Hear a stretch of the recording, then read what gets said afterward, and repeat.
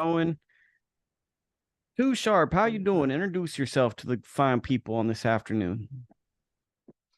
What's going on, everybody? This is Cuttino Oliver. Oh, there you go.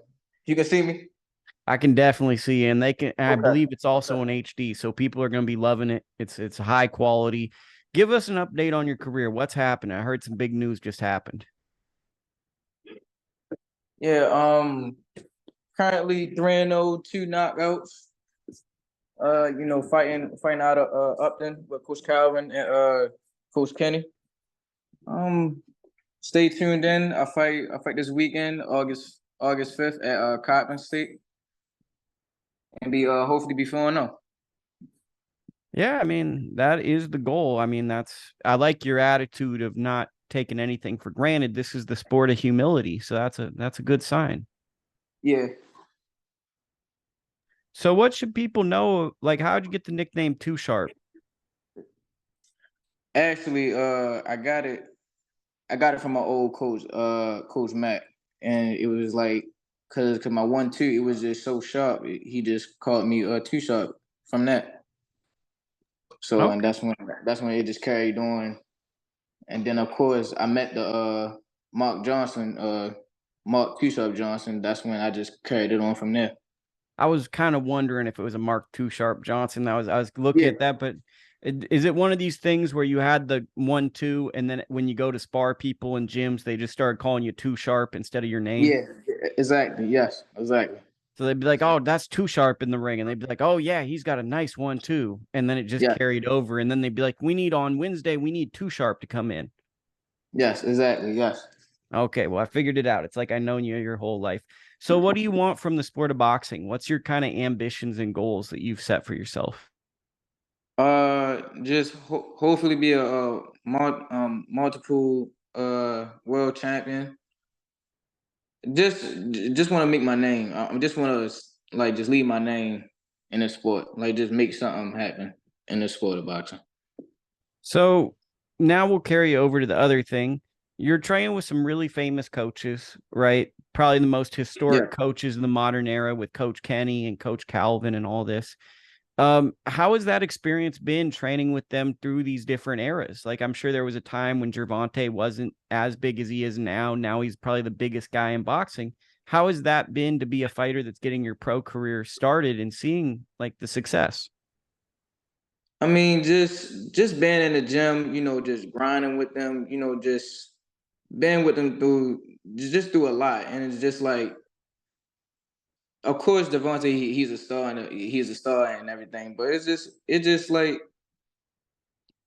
when I see him, he's like a big brother to me. You get what I'm saying? And it's like training with Coach Calvin and Coach Kenny.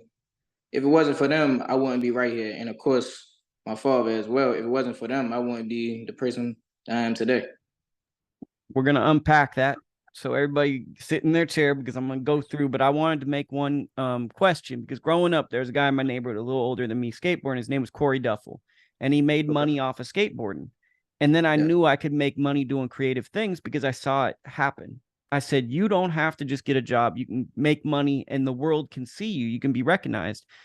I told you a long, boring story based off my life, which no one really cares about, just to set up seeing Gervonta have this success, does that spark a fuse within you to know it's possible? Yes, yes. Seeing him, from the same city as me, from the same gym, and I can see that like if he can do it, then I know for sure that I can do it as well. Because I think that's a hard part of boxing because this sport is a sport of it's not a matter of when things are going to go bad. Right. It's going to go bad. I said it wrong. It's going to go bad. You're not going to pitch a perfect shutout. You're going to have adversity in boxing. It's a matter of when, not if. And I think it's huge to see someone that did it because I think that at a certain point, people question themselves and question their program if they've never seen it happen around them. Exactly. Okay, well, terrible analysis by me. You never want the interviewee to just not say anything, but um, the influence of your family on your life and as a boxer, how has your family played a role in you? Well, to be honest, it all started from my father. He got me in the sport of boxing. He was just training. My fault, excuse me. It was my father and my uncle. We just was, in the barbershop just playing around. And then when I was with my father, he just was training. So at the young age I was like 4 going on 5. I just was watching and learning. And then like as I got older, I was like, yeah, I want to do this. So as I got like 7, that's when he took me to Coach Calvin and Coach Kenny, and that's where it all started. But like family wise, like they know what's going on. Yes, they're supportive. Yes, they're very supportive. I'm gonna say that they very supportive on how I grew during my process. So talk to me about like boxing typically has a level of empowerment. It typically builds up confidence in a person. How Yeah. has that been just the experience of being a boxer and growing up? What have you noticed boxing has helped you grow and change? Definitely the discipline part because you gotta know how to be disciplined. Like, of course, you can't be out here starting outside of the boxing ring, starting fights and all. Like, you gotta see discipline because as they say, your hands are weapons. So like you see something wrong, you just gotta step away from that. But yeah, that's really pretty much it about that subject. Okay. Well, I'm trying to hit you with different angles, right? Yeah, yeah. We're trying to All right. unpack. I'm doing, how a good boxer hits you with feints and jabs, and they're not going to just let you see what they have right away. That's all I'm doing. I'm coming out to the center. I'm giving you a feint. I'm doing a step over. I'm taking you for a walk, trying I to figure understand. out, we're trying to set these things up. It's not rocket science. Baltimore has a rough component to the city element. How do you Yeah. manage kind of being a young person and some of your friends might be around that stuff and you setting down and saying this is the career I'm going to pursue and setting goals for yourself? Like I imagine it's very easy to say it's easy, but I'd imagine it's kind of taxing at times to basically have to probably alienate yourself. Yeah, well, that comes a part of surrounding yourself around a good crowd. That's just point blank period. You gotta surround yourself around a good circle. And it's like I'm not gonna say that like it's crazy out here, but it's like you just gotta just be aware of what's going on in the city. And it's like uh how can I say this? I mean, look, I'll just say what I think, and if I'm wrong, you say I'm wrong, and we'll Okay. go from there. I'll try to get your back. It feels like in many situations, like the city you're probably in, things escalate very quickly, Yes. and you have to be around the right people because oftentimes I wouldn't say I've experienced, but what I've heard is you think things are okay, and now a big situation has happened. There's no like Yeah. ramp up, and I guess what I'm trying to say is sometimes these situations can be very illogical and you could do everything right and you're in a position to be a very successful young person. Do you take this into account? Because I think there's probably a couple of people listening to this that view you as a role model or look at you as someone that they could relate to. And I guess I'm interested for someone that's not maybe not just a boxer, but someone that sees a bit of themselves in you. What are kind of the ways you approach this? Well, then again, I'm gonna say you just had to surround yourself around a good crowd. That's it. That's all you have to do. And yeah, the people that's in my circle, they know certain things I'm not supposed to be around, and they understand that part very, very well. And it's like, mm, yeah, well, just surround yourself around a good circle, and then you'll be all right. You'll be fine. I think I'll assist you on this one too. I think have people that care about you in Yes. general, because that's Yeah. probably going to be the best thing. Because if someone cares about you, they're probably going to also try to think about what you're doing. Let's go back to the boxing. Your coach, Coach Calvin and Kenny, how have they kind of built you up in the sport of boxing, and what are kind of your boxing memories with them? Oh man, the memories with all started since day one. It all started since day one. My father brought me to the gym. I seen basically I'm gonna say like they most definitely helped me improve from being like lower two sharp to to the two sharp that I am right now. And it's you just gotta get your you just gotta tip your hat to them, because if it wasn't for them, I wouldn't be the two sharp I am right now. Why I'm such a big fan of your coaches is because they keep building fighters from the ground up. Like Calvin and Yes. Kenny, I think could persuade really famous fighters to come to your gym, but they consistently just get um people from the community. They train people organically to emerge and become top tier fighters. Yes, most definitely. It's pretty darn cool because like imagine you could be anywhere in the world, but you just happen to walk into a world class boxing gym. Most definitely.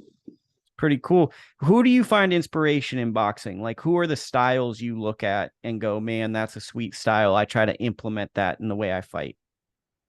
Uh, of course, I'm gonna say my boxing brothers. From Upton. You got the Tanks, the Lorenzo Simpson. That's just all in one. And then I like Pretty Boy Floyd, not the Money Mayweather Floyd, the Pretty Boy Floyd as well. Roy Jones, Roy Jones Jr., Sugar Ray, Muhammad Ali, and let's just go on from there. Okay, But that's like my top five right there. okay, we're gonna make a headline. So this is a YouTube. We're gonna try to get a YouTube viral clip. So I'm gonna set you up. Okay, so get ready, get snug.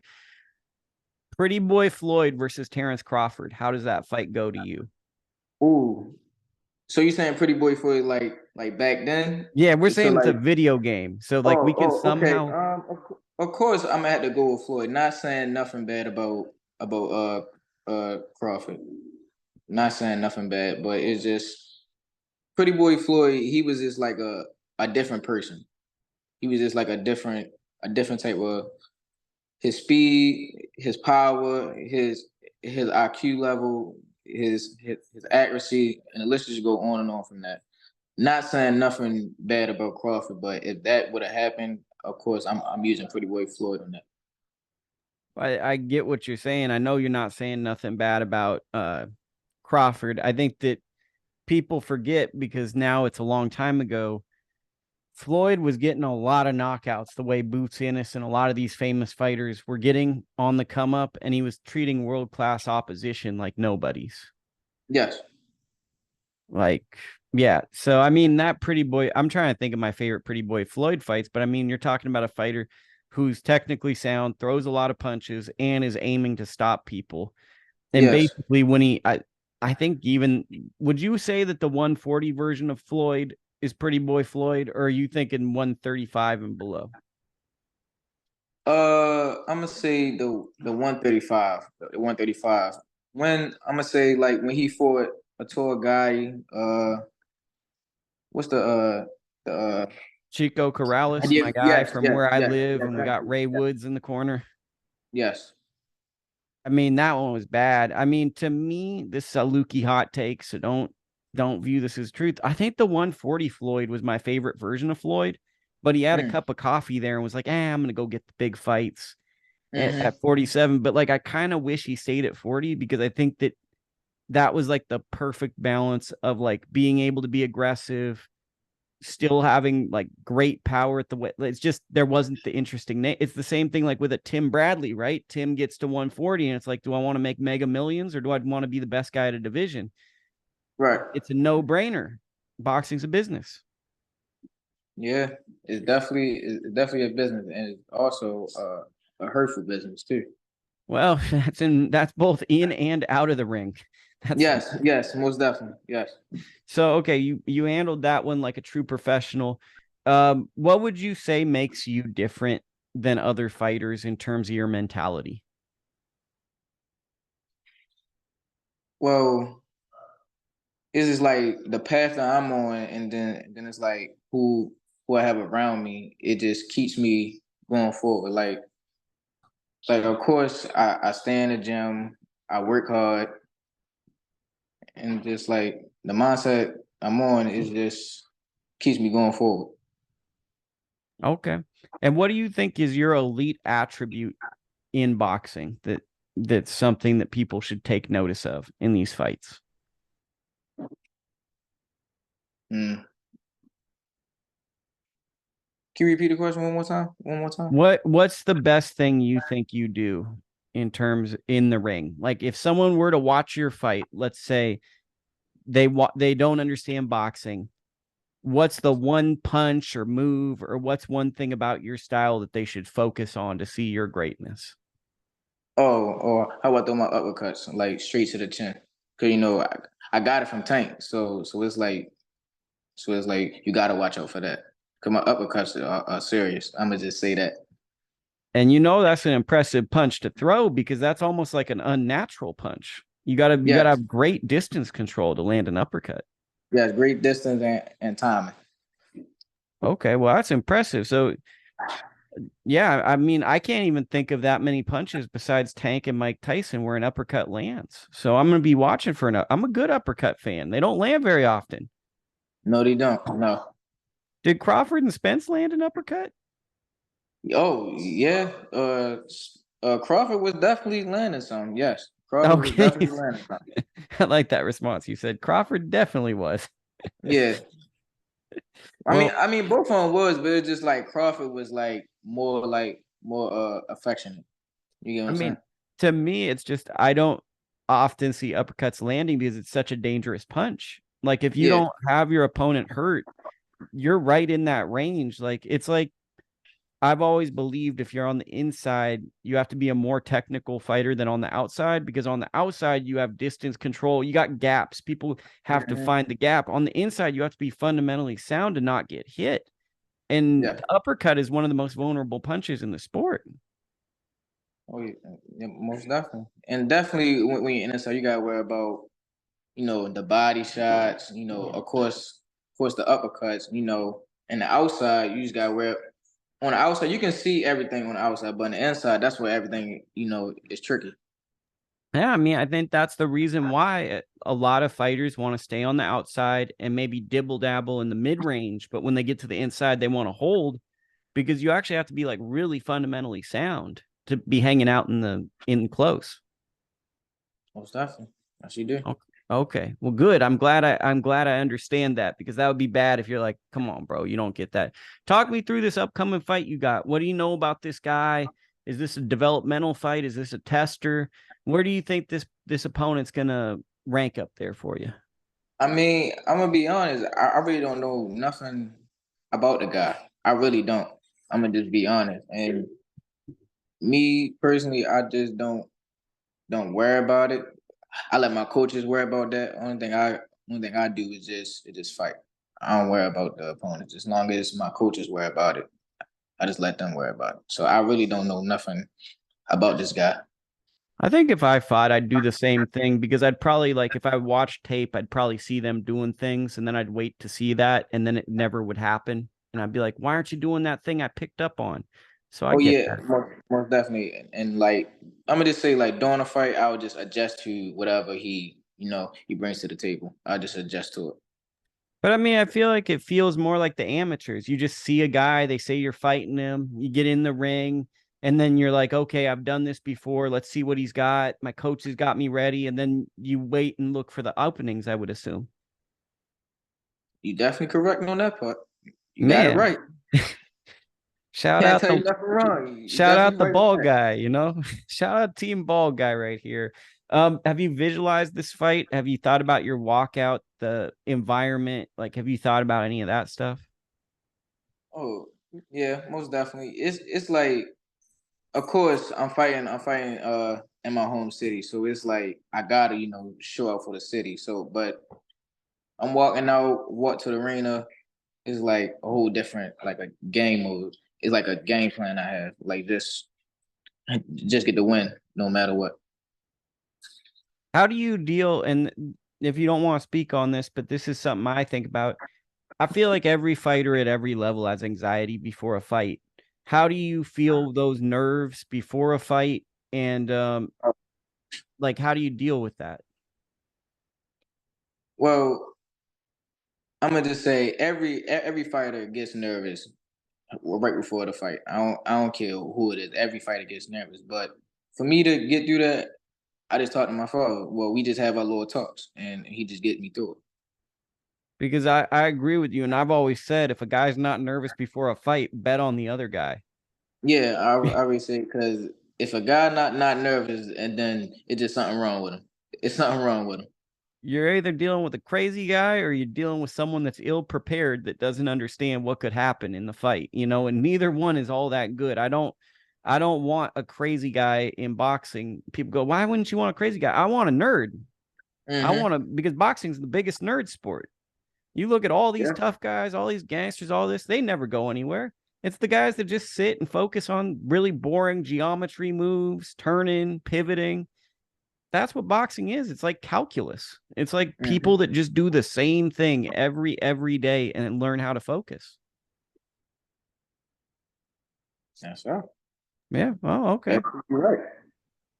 I need to talk to you more. Like just you telling me, yep, you're right, you're right, you're right. Are everything goes well? Is the goal to get you back in the ring in the fall? Like, what are you expecting with your career?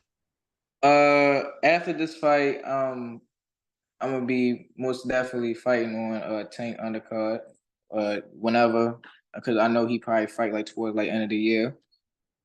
Well, before that fight, I probably have like either probably like one or two more fights before that. But just until then, just stay grinding What would until then. that what's that like to be on a Tank card?